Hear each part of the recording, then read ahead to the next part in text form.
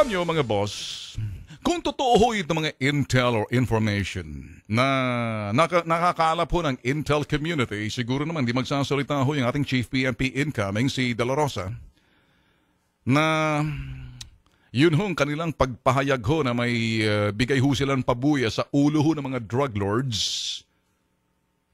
Dead or alive, sabi nga ho nila mga bossing, drug lords is 5 million pesos for every dead or alive drug lords. Let's be serious about this. Kung totoo ho yung sinasabing intel or information, then it's gonna be bloody. Etong mga drug lords walang pakundangan at tahasang sinabi na sila ho'y hinahamon si Digong at yung Chief PNP De La Rosa to bring it on. Gusto nyo pala kaming lagyan ng ulo namin ng 5 milyong piso? Ito yung sinasabing pabuya or bounty. Ang sagot ho nila, wala ring pakundangan at pahasan with impunity. 1 billion pesos sa ulo ni Digong or 1 billion pesos sa ulo ng Chief PNP. Hindi ho biro to, ha? If all these information or intel, quote-unquote, validated and true, yung presidente ho natin incoming, si President Digong, must be very serious about this and siguraduhin ho rin, paigtingin ho ng seguridad ng Pangulo ho at yung Chief PNP ho natin at bring it to the highest level para ito ho'y mabawasan ho yung sinasabing panganib. Pagtitingnan ho natin, I'm worried about the situations kasi it might just be bloody. Kasi ito hong mga sinasabing mga malalaki ho. Kasi ito hong narco-politics na nagpapatunay lamang. Is there such thing as narco-politics? Just, sabihin ho natin, nandoon ho yung sinasabing the drugs, yung mga lords, na kung saan, parang dinagay na rin yung baril sa ulo ni Digong nakatutok. Ganon din sa Chief PNP. Okay? Kaya dito ho, parang ang dating, para sa akin ho talaga, paigtingin ho seguridad ng Pangulo, si President Digong. And then ganun din ho yung Chief PNP. Pwede ho kasing kumuha ng isang hitman or sabihin ho tayong grupo ng mga mersenaryo o di naman kaya baka pati mga terorista dyan, gamitin dyan or anything to that effect. Now, I don't want to talk about this, but then again, if I won't tell you this, then I'm not speaking true to myself, then I'm withholding something that people should know. And also to get my message across doon sa mga taong dapat mapunta, lalo-lalo na sa panig ho ng pamahalaan.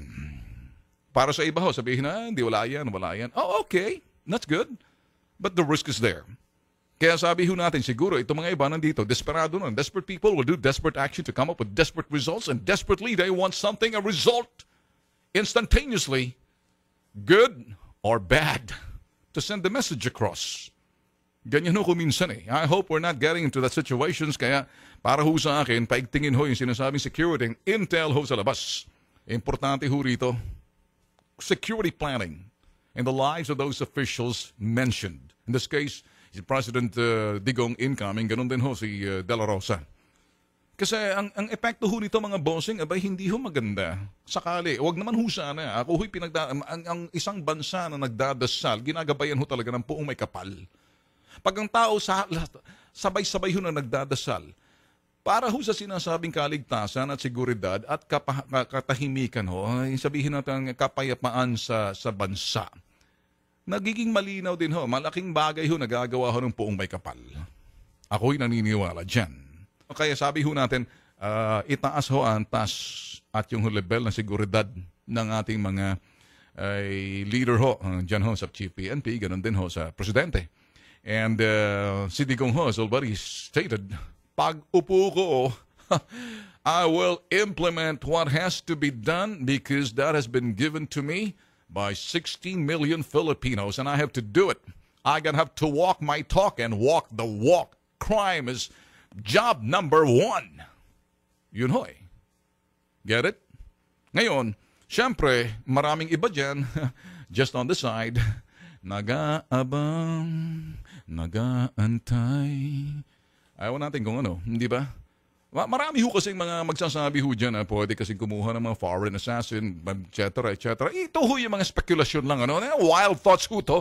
But I always have to think that could also be a reality. Pwede hong i-link sa mga terror group, etc., blah, blah, blah. And if you're saying 1 billion pesos, that's a lot of money, man. Put in $1, I mean, that's a lot of money. Can you imagine? Kumbaga, walang pakundangan, tahasan na sinasabi, sige, abay, tayo ka muna.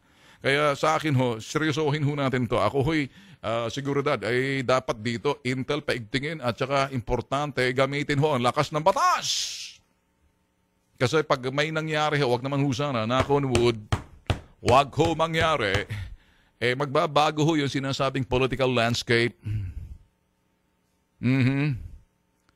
At naturalmente, alam nyo na kung ano susunod. Need I say more? Sus Ginoo.